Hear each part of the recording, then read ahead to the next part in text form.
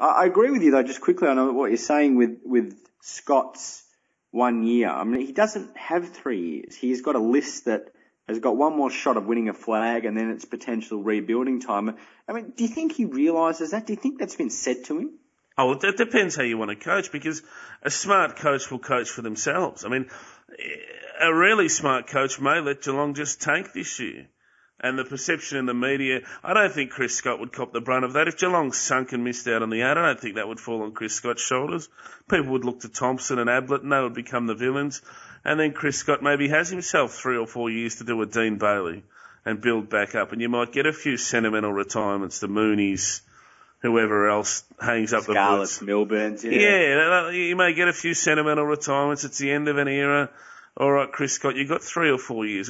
He may be very clever, and that's maybe what he's looking at. I don't know. That's a long bow to draw. I'm just suggesting that's something a smart coach who's in it for himself may do. I mean, obviously, the right thing to do for the club is go all out and make the top 4 and try and win a premiership while you've got these players there.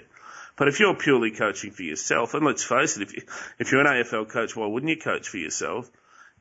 Half of your job is just to get the weight of expectation off your shoulders. You look at Dean Bailey, he's done a great job of that. The weight of expectation has been completely off his shoulders. He hasn't been expected to do anything for 4 years. And if Scott can let the Geelong Cats implement a new style of game plan, let Geelong fall back to the middle of the pack, suddenly the expectation may become lifted.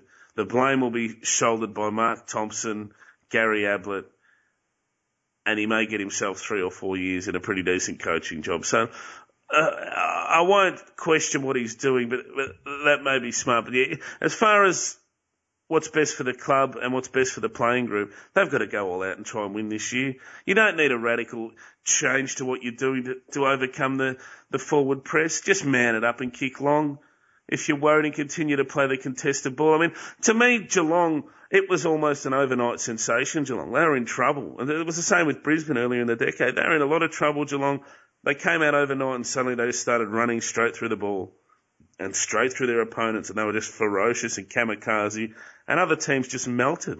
And they just marched through the competition all the way to a premiership. If you're going to take that fire and take that aggression away out of the game and start asking these guys to think about what they're doing, play to a new structure, you're going to make a mess.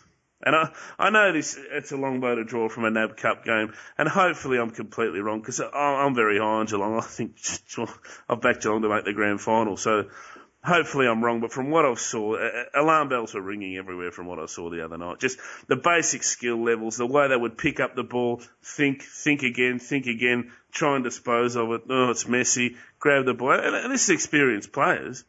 This is your Josh Hunts, your Enrights, Milburn. This is not your Mitch Duncans, your Menzel, these guys who have just come in. This is experienced guys. So, I've got some concerns, but hopefully Scott does go all out, and hopefully he really tries to challenge for this flag while these guys are still around.